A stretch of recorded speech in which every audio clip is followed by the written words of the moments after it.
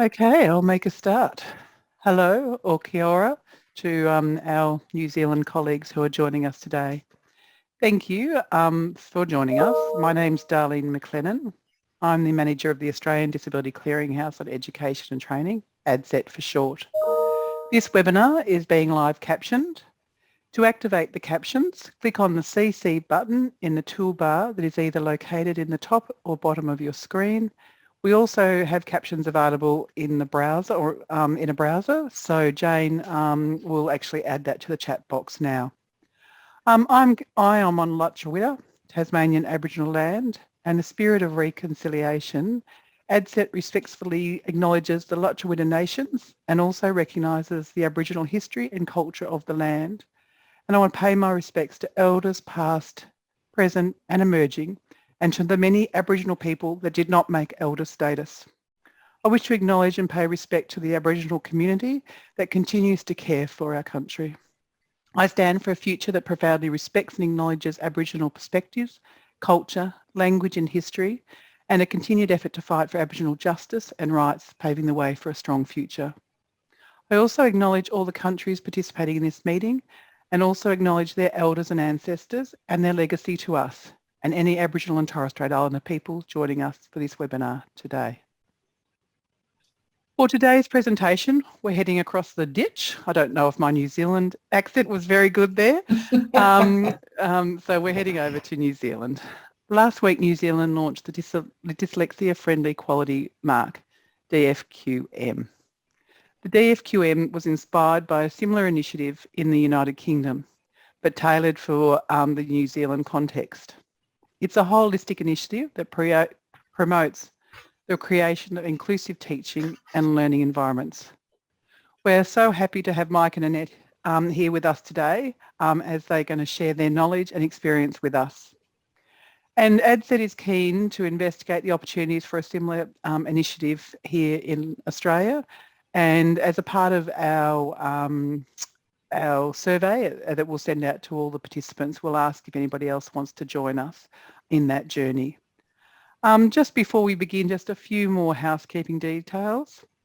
The webinar is being live captioned by Lee from Bradley Reporting and will be recorded. The recording will be on ADCET in the coming days. If you have any technical difficulties, you can email us at admin@adcet.edu.au. The discussion will run for around 45 to 50 minutes, and at the end we'll have questions. Throughout the presentation, feel free to use the chat box with us and each other. I'd actually even like to encourage you to add what country you're coming to us from today, or lands. If you're wanting to share that information or have a chat with each other, please choose all panelists and attendees so we can all read. To make it easier on us to manage the questions at the end of the webinar, we encourage you to add the questions to the Q&A box, not the chat box. This is where we can go to quickly and answer your questions, but also we'll have the voting up button enabled so people can actually vote for questions so they raise to the top. Okay, I think that's it. Yeah, so now I'll throw over to you, Mike and Annette. Welcome. Thank you very much. Thank you, Darlene, and kia ora everyone. Welcome to our presentation, and I'd like to start by showing you a very short clip.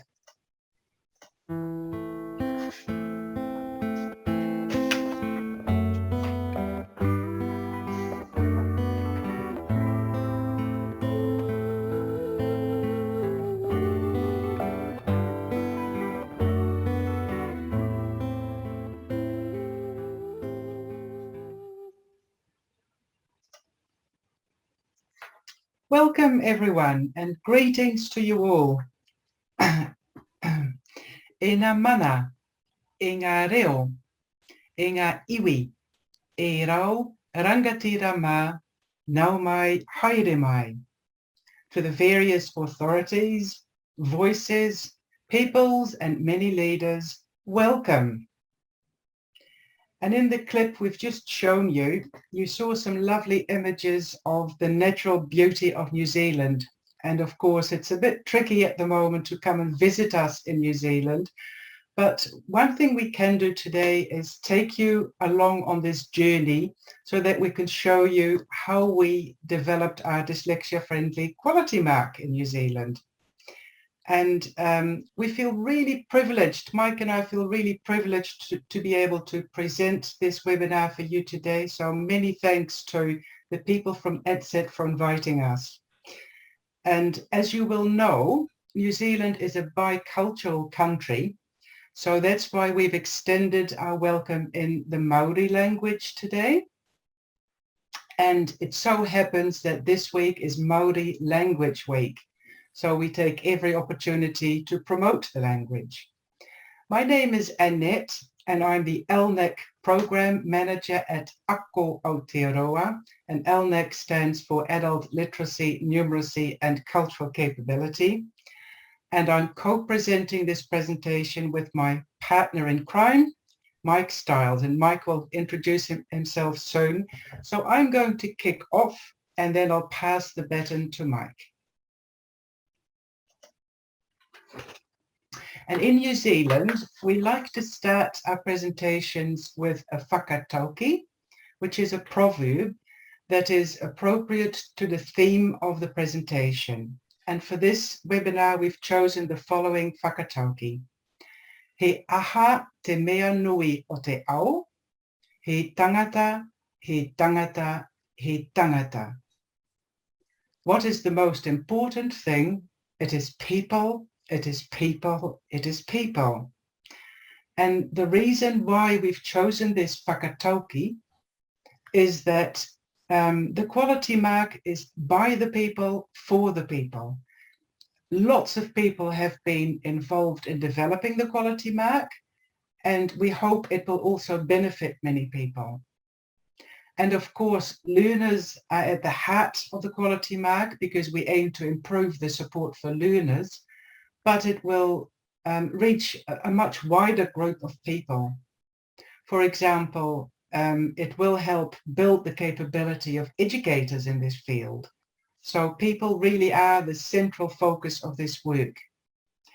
And before we start properly, I'd like to do a very short poll. Maybe Jane, you can bring up the first question. Thank you. Just one question, and don't worry, this is not a test. It's just a bit of fun just to break the ice and get you engaged and get you warmed up. So the question is, what is the official language of New Zealand? And there's a few options there. You can choose English, Maori. New Zealand has 3 official languages, or if you're unsure, you can select the last option. So if you'd like to select one of the options, give it a go. Don't worry if you get it wrong, because it's not actually such an easy question.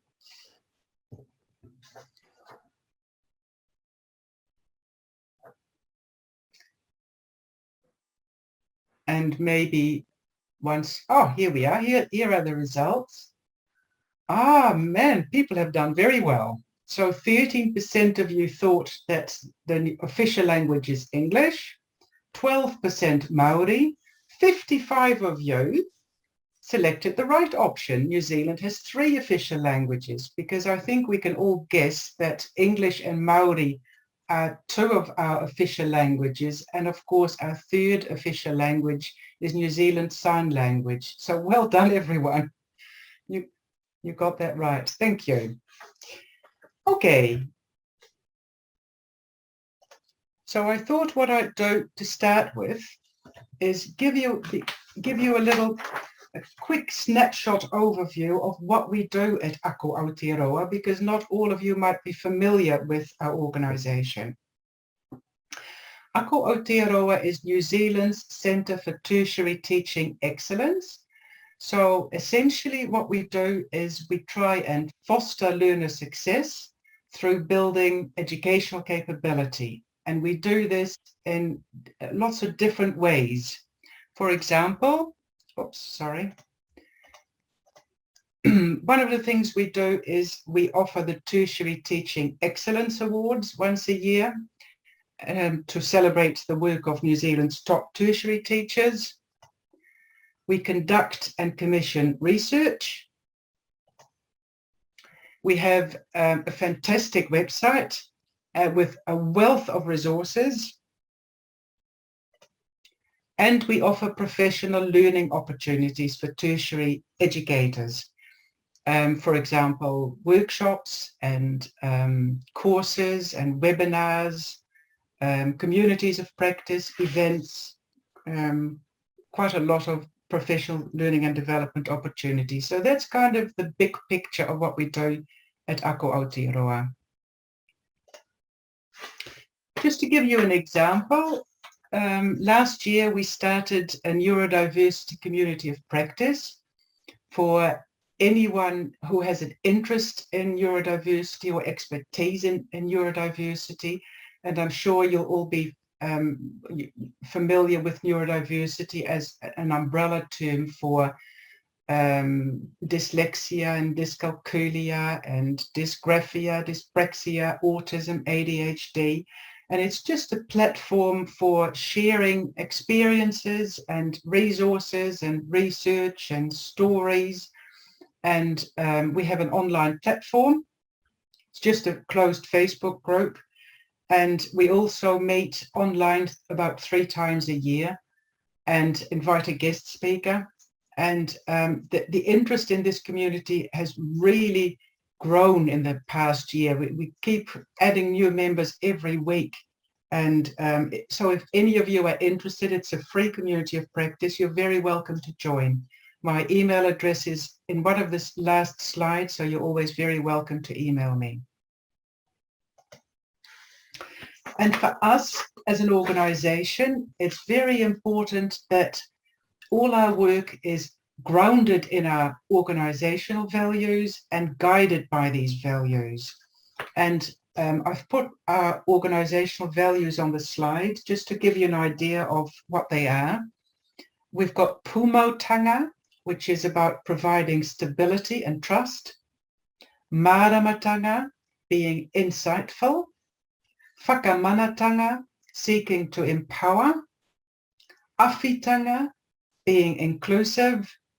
And whanaungatanga, which is about valuing relationships and collaboration. And the good thing is that the Dyslexia-Friendly Quality Mark really aligns with all of these values. So it's a really good fit for our organization.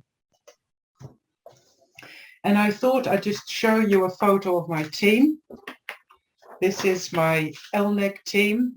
From the left, you see Celine and Kristen, myself, Pale, Graham, Damon, and May. And we've been around at Ako Aotearoa since the start of 2018. And we've been called the LNEC team for short, the Adult Literacy, Numeracy, and Cultural Capability team. But that's always been a placeholder. And we're currently in the process of developing a new name for our team, hopefully a shorter name because it's always such a long name. So watch this space. So basically what we do is we work with tertiary educators to build their cultural capability, but also their capability in teaching language literacy and numeracy. So we kind of integrate those 2 capabilities, which is working really well for us.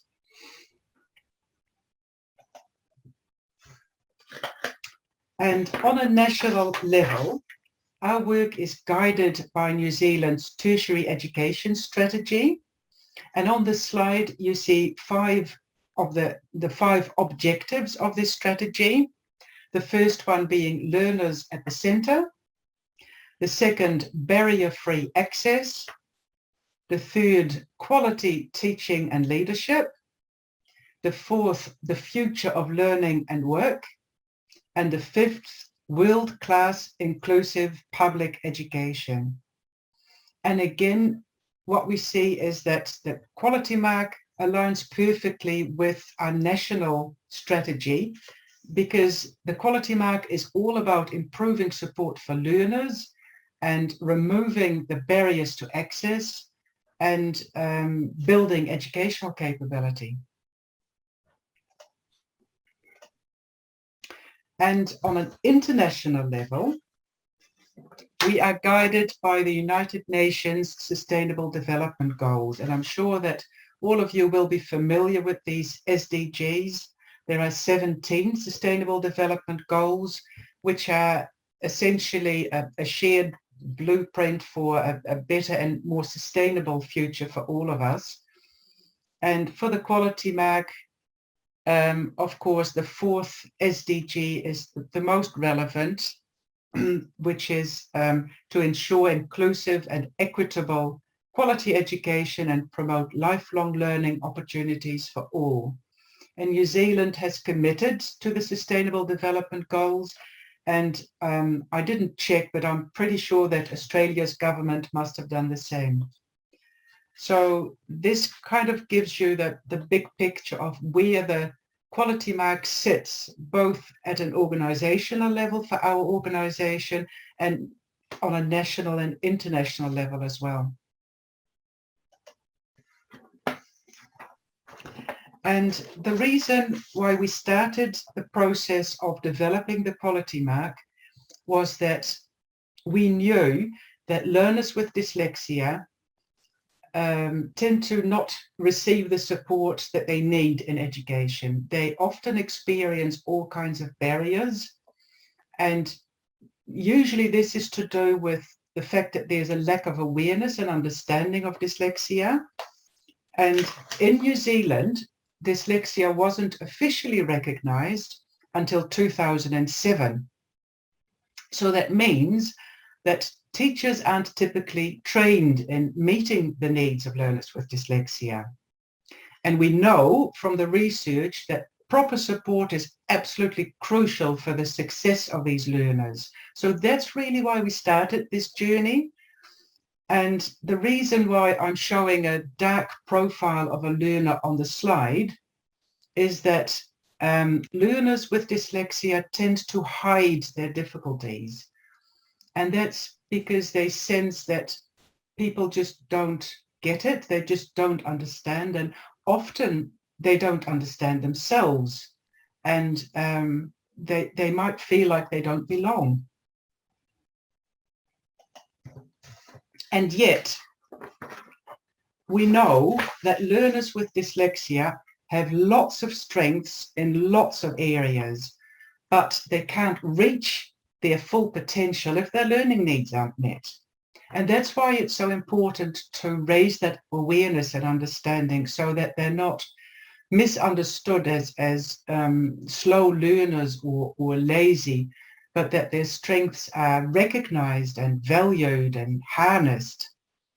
So it's about changing the perceptions of the educators, but also of the learners themselves, because you probably know what learners are like. They tend to look at what they're not so good at, but they often don't even recognize what they are good at.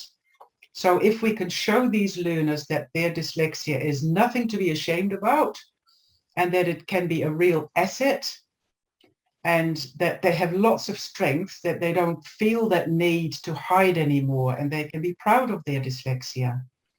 And on this slide, I'm just showing you some of the strengths that most learners with dyslexia have. They tend to be creative people, creative thinkers, good at lateral thinking. They are good at visualization, so they tend to be really good at thinking in 3D and seeing patterns, recognizing patterns much better than the rest of us. They're good problem solvers. Good at reasoning. They have lots of strengths. So and it's a really important message to them. And if we look to the research, there's abundant evidence from research that the best thing we can do for learners with dyslexia is to create safe dyslexia-friendly environments. And traditionally, learners had to fit in with the system. They had to adjust to the expectations of the tertiary education system. But we need to flip it so that we are flexible enough to make the adjustments needed to meet the needs of the individual learners, so that it's not the learners that need to adjust to a rigid system, but the system accommodates for the learner. So it's all about giving control back to the learner. But I think I'm preaching to the converted here. So let's try another question, another poll question, if that's okay, Jane. Thank you. So the second question is there legislation in your country, in Australia, for supporting learners with dyslexia? The first option is yes, there is overt legislation. Option 2, no, we have no legislation. Option 3, we have legislation, but it's not effective. And the fourth option is if you're unsure. So maybe you can take a moment to answer this question for us.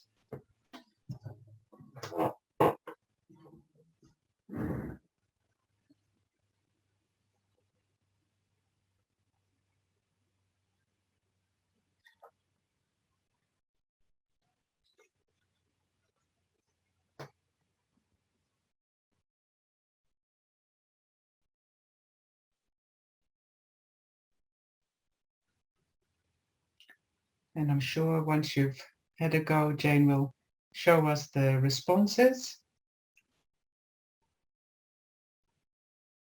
Thank you, Jane.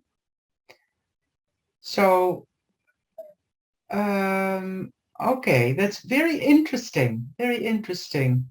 So 30% of you thought there is overt legislation.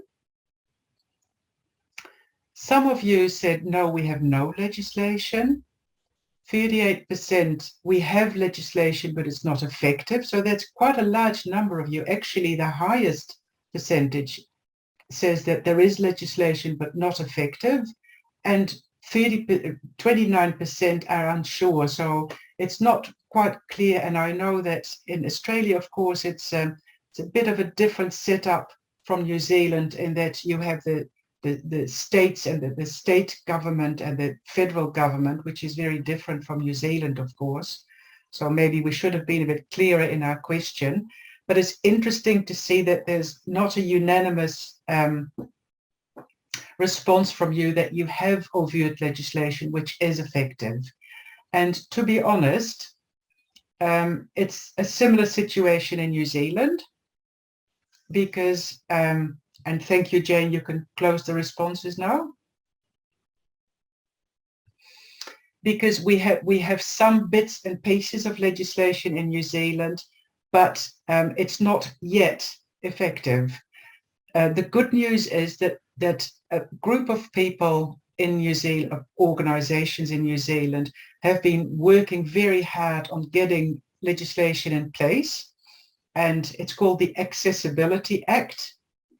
And it's going before Parliament this month, I think, in the end of September is the plan. And if it is passed, it means that every organization in New Zealand, not just education organizations, but any organizations, employers and any organization, has to, by law, identify and remove barriers to access.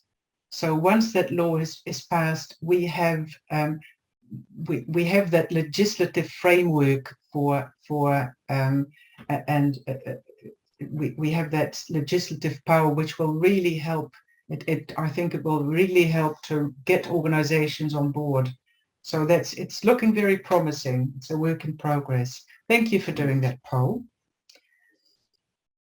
Just a few more slides from me, and then I'll pass you over to Mike. So at Ako Aotearoa, we have long recognized this need to build awareness and understanding, and we've been developing resources on dyslexia and professional development, workshops and courses and communities of practice, but we realized we needed to do more. that we really needed to move from a deficit model of dyslexia to a more social model and a more strengths-based model, and that we needed to remove the stigma that's sometimes associated with dyslexia.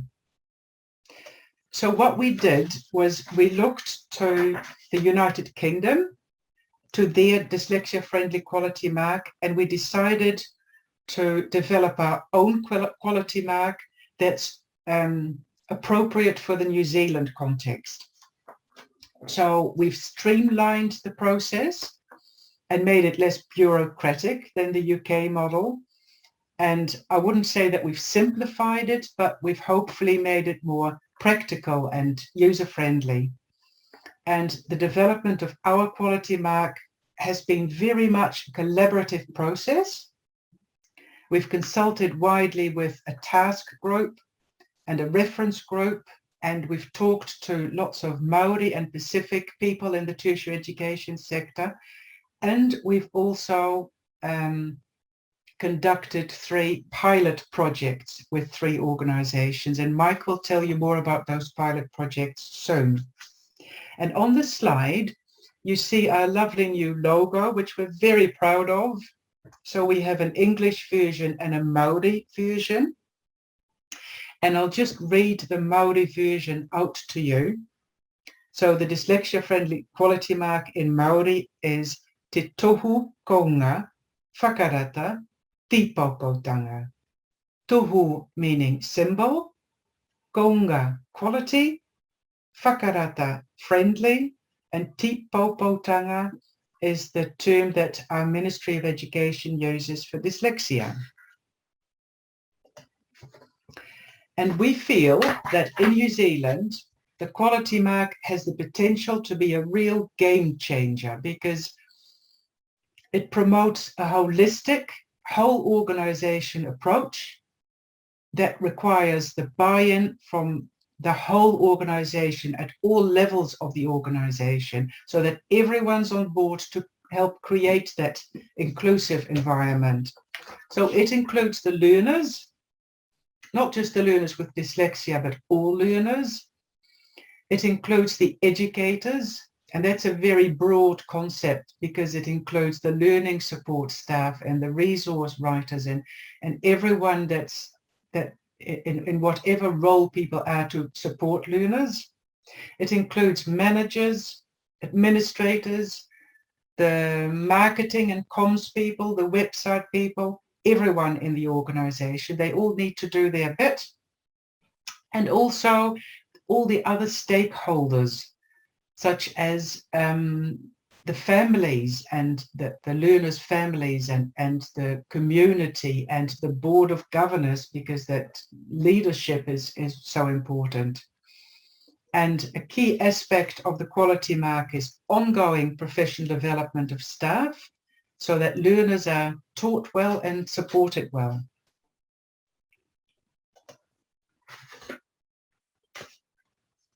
The quality mark promotes a multi-sensory teaching approach that will help dyslexic learners develop their skills.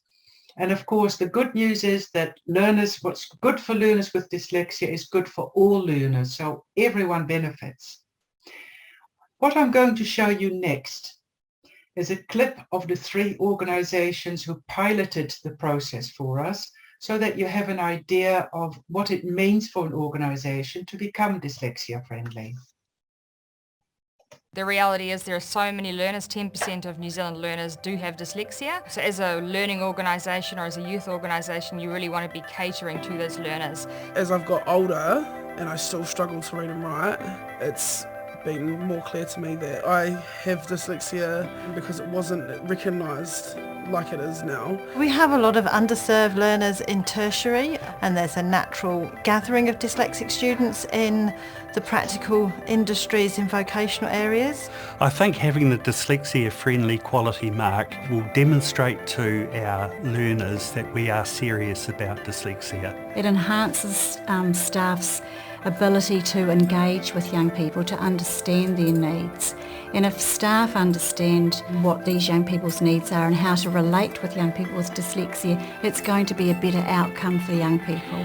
I think it's fantastic KOS is becoming a part of the Dyslexia-Friendly Quality Mark, because it just means that we're that much more inclusive and it gives everyone equal opportunities to get what they need.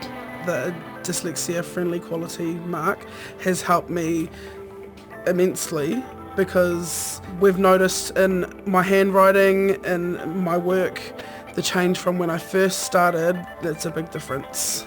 It's reassuring for students. They are in a more sympathetic and empathetic environment, helping them to retain their qualifications and move forward in their qualifications to higher levels. Management, administration and every single tutor in the company need to be able to work with dyslexic learners. This is an area where we need to concentrate on. There's a lot more learning that we can do together as a group rather than individually on our own.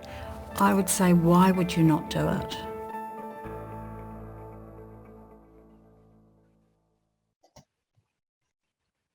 So kia ora everybody, my name's Mike Stiles. I'm the second half of the double act. So for my part today, Annette is going to drive the PowerPoint presentation because she's a much better driver than I am. So I'm Mike Stiles. I'm a dyslexia consultant. I have for many years worked primarily as a literacy and numeracy manager, and more recently I've specialised in the area of dyslexia and have been fortunate enough to lead several projects and to report on them in conferences around the world. So the slide in front of you shows on the right-hand side the standards. The standards are comprehensive, as Annette has mentioned. They cover all aspects of the organisation's operation, and the process that organisations that sign up to the Dyslexia Friendly Quality Mark process have to go through in order to be awarded the mark exist in 4 parts. So initially, having looked at these standards, they then do a self-assessment, which is a little bit of a needs analysis as to what they are doing already and what they would need to do in order to meet the standard. Of course, some organisations will already be doing some of the good things, and we're not asking people to redo stuff. Second step is, on the basis of the needs analysis or self-assessment, organisations produce an action plan, which is what they need to do to change, and that would be shared amongst the organisation because there's always bits for everybody inside the organisation to do. Once the standard is considered to be met, the organisation submits a portfolio of evidence to Ako Aotearoa, and that portfolio of evidence is evaluated. That's the third step. And then the fourth step is a verification visit, which is where a facilitator like myself or somebody else will visit the institution, the organisation, and decide whether or not they've met the standard. Because here's the thing, and this is very important, a dyslexia-friendly organisation ought to be able to be recognised by the look and feel of that organisation. It should be obvious to somebody walking in the door. If you can have the next slide, please, Annette. So a feature of the New Zealand model that doesn't exist in the UK model is what we've called the Dyslexia-Friendly Charter. The Dyslexia-Friendly Charter is a public statement. Most organisations will have it displayed in their front foyer and on their website. It's a public statement of the organisation's commitment to help dyslexic learners. And the first provision of that charter is usually a statement that says that dyslexic learners are welcome here. You and I both know that tertiary education is often shunned by people with dyslexia because they've had such a bad deal in education at primary and secondary level. there's lots of other provisions that are contained in that charter, but basically it's a commitment by the organisation to follow best practice in terms of what is best practice for learners with dyslexia. Next slide, please, Annette. So the Dyslexia-Friendly Quality Mark is awarded for a 3-year period.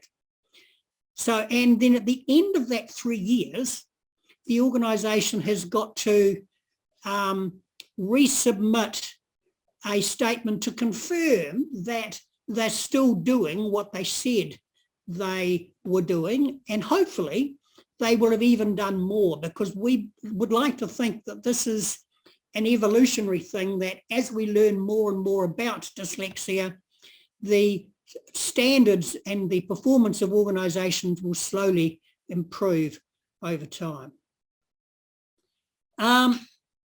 Next slide, please, Annette. So we road tested all the proceedings with 3 organisations. That's their names there in front of you. They may not mean a lot to you, but they're quite relevant, because the one in the middle, UCOL, is what we call in New Zealand a polytechnic. I think you probably call them TAFEs in Australia. They sit just underneath universities in terms of the academic hierarchy. And then the one on the right, Capital Training, is what, I don't know what your equivalent is in Australia, but this is an organisation that provides second chance education and foundation education for people that didn't get it first time around. And the one on the left, KYS, Kapiti Youth Support, that's actually just down the road from where I live, is actually what we're calling an education adjacent organisation. So they're a one-stop youth support shop for young people from 10 to 24. And they effectively, as such, deal with similar people to what education institutions deal with. And they often, many of the people that rock up to Kapiti Youth Support are people that are struggling in the school environment. And so by having the Dyslexia-Friendly Quality Mark, they're able to look at their needs through a different lens, through a dyslexia-friendly lens. Thanks, Annette. Next slide, please. Just wondering, Mike, if you'd like to run the poll question. Oh, yes, why not? What a good idea. Let's have the poll. So here is the question. What is the level of dyslexia support in the tertiary sector where you come from? So here's a multiple choice question. Choice A is dyslexia screenings are funded. Second choice, professional development for educators is funded. Third choice, assistive technology is funded. Fourth choice, no funding is available. Fifth choice, unsure. So those are your, I'll give you 30 seconds now to respond to the poll question.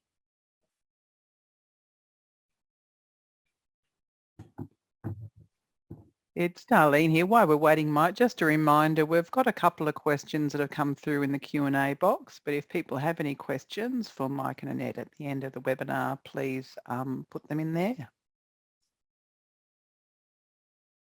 Excellent, good point.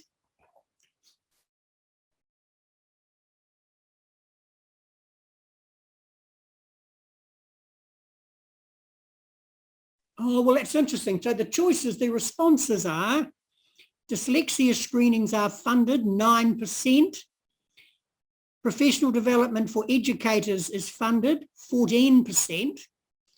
Assistive technology is funded, 54%. No funding is available, 21%. And 20% of you are unsure. it would be interesting to delve a little deeper into the assistive technology, because of course assistive technology is, you know, as long as a piece of string. It's a very elastic thing because assistive technology comes in many forms. Thank you very much, Jane. Thank you very much. We can move on to the next slide, please, Annette. So just a little bit of a summary at this stage. The Dyslexia-Friendly Quality Mark seeks to change the mindset, understanding and behaviour of a whole sector. I'd like to think of it in these terms, that it will change dyslexia from being invisible to being visible. Achieving the Dyslexia-Friendly Quality Mark is, I believe, what we've got is a rigorous process, but it's not overly onerous. It's achievable. But organisations will need to make a serious commitment if they're going to achieve it. I think on the plus side that it provides a benchmark for best practice. I don't know what it's like in Australia, but many people who teach in polytechnics and community colleges in New Zealand have come from an industry background and they're subject matter experts, but not educators. I believe that it has value for an institution that has it because it presents a point of difference and focus for marketing and promotion. And I lastly believe that those organisations that have the quality mark will be seen as role models and exemplars and leaders in the field. Now, if you could go to the next slide, please, Annette. So you're looking at a brand spanking new email address there. Website address there. It was only launched last week, www.dfqm.nz. That's the official website for the Dyslexia Friendly Quality Mark, and that's where you can go to get access to more information about the Dyslexia Friendly Quality Mark in New Zealand. And let me just say to you, there's Annette's email address. Let me just say to you that since our launch last Wednesday, we've had a steady stream of organisations seeking to achieve or to register to work towards achieving the Dyslexia-Friendly Quality Mark. We're quite passionate about it. We think that that people with dyslexia in New Zealand and I suspect Australia as well have had a bad deal in education. It could be argued, of course, that a dyslexia-friendly quality mark should exist at primary school and secondary level. And I wholeheartedly concur with that point of view. It just so happens that in New Zealand, the people with the motivation and the drive and the determination to create this happen to exist at the tertiary level. So we've already had some indications from secondary schools that they're interested. And even more significant, I think, we've had interest from organisations that are not primarily in the education world to see if the quality mark can be extended to their world as well. We've had interest from some government agencies, from some large employers in other organisations beyond education to embrace this idea. So I'm not too sure of the context in Australia, but I do know that it's like the time for dyslexia has finally come. It fits under that wider banner of diversity, and it looks like dyslexia and neurodiversity are getting in on the coattails of other forms of diversity in New Zealand I just have to say that I'm particularly excited about that. Are there any more slides, Annette? I can't remember. There we go. Nari Nina T, thank you, kia ora. So as Annette said earlier, this week is Maori Language Week, and so we're all making an effort to improve our te reo here in New Zealand. Thank you very much for listening to our presentation, and we are happy to answer some questions now. That's brilliant. Thank you, Mike, and thank you, Annette, for a fantastic presentation. Just leading on from that, the last bit that you were talking about, Mike, around the time coming for people with specific learning disabilities. One of the questions is, dyslexia is not a new thing. Why do you think it's taken so long to acknowledge it? I don't know if Anita or Mike want to answer that. Well, I could certainly start the ball rolling there. I understand that there was a select committee hearing in Australia, either at federal or state level, a wee while ago, that largely dismissed dyslexia or dismissed the importance of it. I can confirm in a New Zealand context that the ministry officially denied it until 2007, that we believed in New Zealand that or the official position was that reading recovery program could solve all literacy issues. However, I think the biggest reason why it's been ignored for so long is that recent research has, I suppose, confirmed the existence of it. So brain science has led us to a whole new understanding of how the brain works. Human genetics has also explained to us the genetic links of it. So we've been informed by science, I believe, in the last wee while, and that's what's led to the changes. And of course, the UK has done some very good things, as has Singapore. Excellent. And I think one of the reasons why New Zealand was so late in officially recognising it was that there was the philosophy behind it was that all learners need support, and that it's not productive to, or not useful to single dyslexia out as a specific group of people that need extra support. I think that was the reasoning behind it, but they soon found out that it needed to be recognised for these learners to get the support they need. Excellent. We have a couple more questions coming through. We also had some questions coming through prior. Our wonderful presenters have actually offered to answer many of those questions if we don't get time today, and we will post them on the page where this webinar and the recording will be, so people can return back to that. And also after this presentation, we'll send out a survey and just encourage people, if they want to keep the conversation going, to register their interest there. Somebody started the questions with around, can we state what dyslexia is and isn't? I mean, it's... Well, I could start off with a layman's definition. So dyslexia is a condition where intelligent people struggle with text. They struggle with reading, writing and spelling. Now, we could spend the rest of the day covering a whole range of definitions of dyslexia, but I think that's an entry-level one. One of the requirements, of course, is for someone to be officially determined to be dyslexic is they need to have had quality literacy instruction. So if you've never been taught how to read but can't read, that's not dyslexia, that's a lack of education.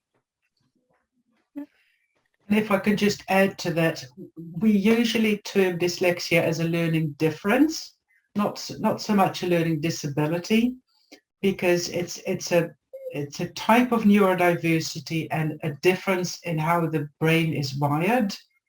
And what we see in dyslexia is a very distinct pattern of strengths and difficulties, and which is unique to people with dyslexia. But it's really important to keep in mind that every individual with dyslexia is different. So although there is a a distinct pattern that we see emerging for dyslexia. That pattern will be different for every individual, of course.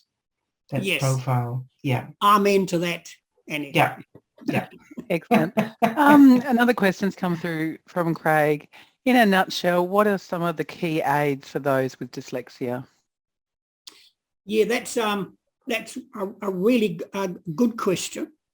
Let me just say for a start that little can be huge. That to assist people, to let people know that they're not stupid is a very good place to start.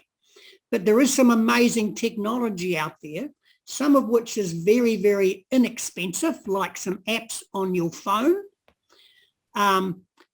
Another thing that makes a really big help is some guidance as to how to set up your computer screen and do basic things like changing font sizes, changing font types, changing background colors, all make a very big difference for dyslexic learners. And then there is some sophisticated technology out there like reading pens, smart pens, Dragon Naturally Speaking, which is a top shelf voice to text software.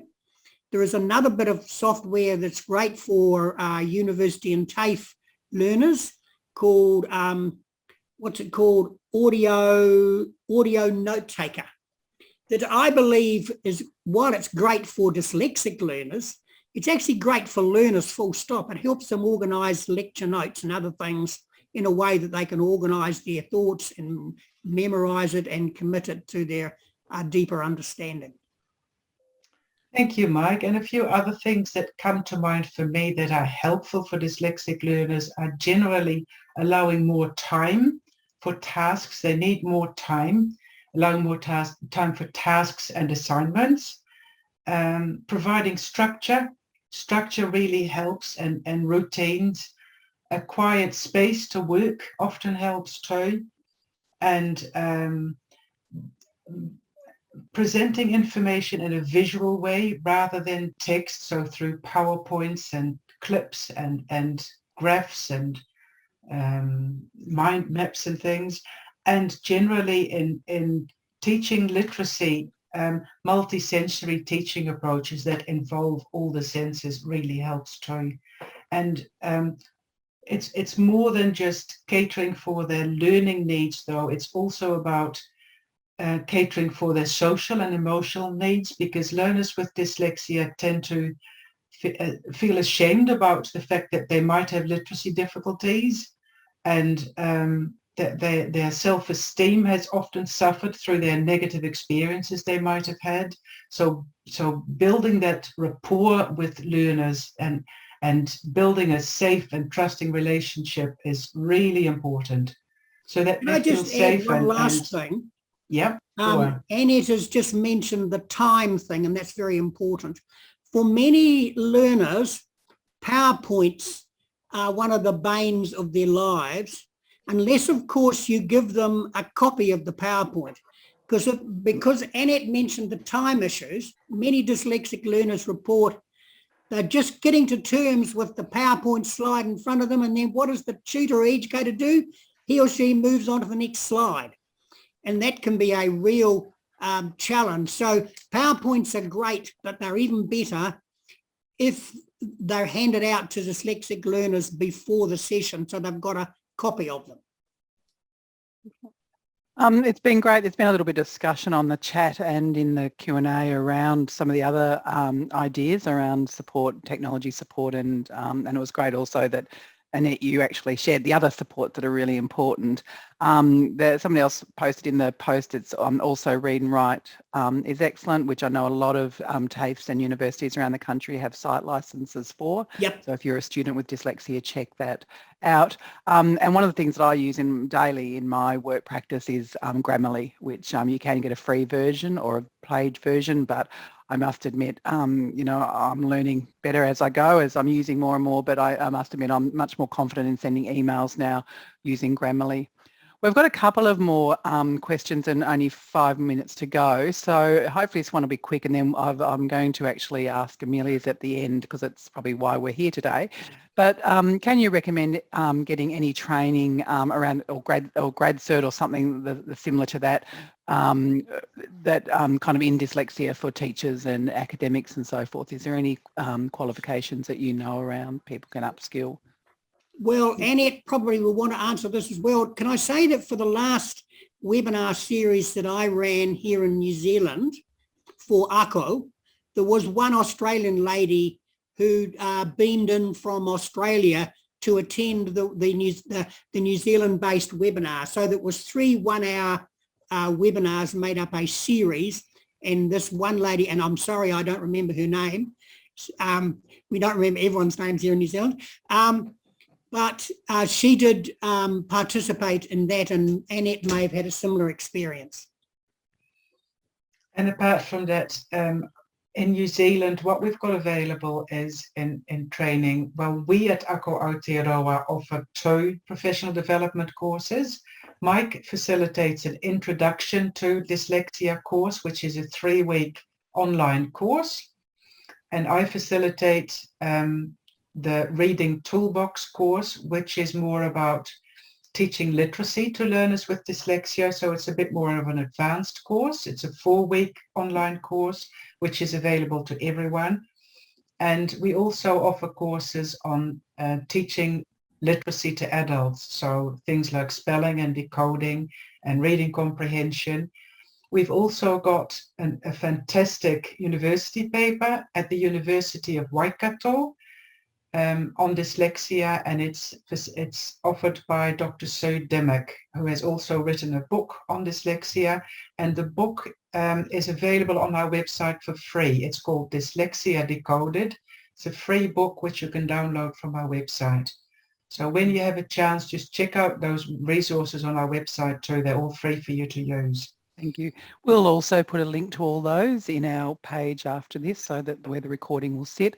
I posted in the chat that ADCET has a lot of resources, a wealth of resources also. So we have our page opening all options, which you can find in our resource section in ADCET, which actually provides a huge amount of information for academics and teachers around Pacific learning disabilities. Now, the one final question I wanted to end on, with 2 minutes to go, so it might be hard to answer, but what advice would you give to others thinking about implementing a dyslexia-friendly quality mark system in so for us, like in Australia? What are some of the recommendations you think you could give to how we make it happen? You probably need to develop your own.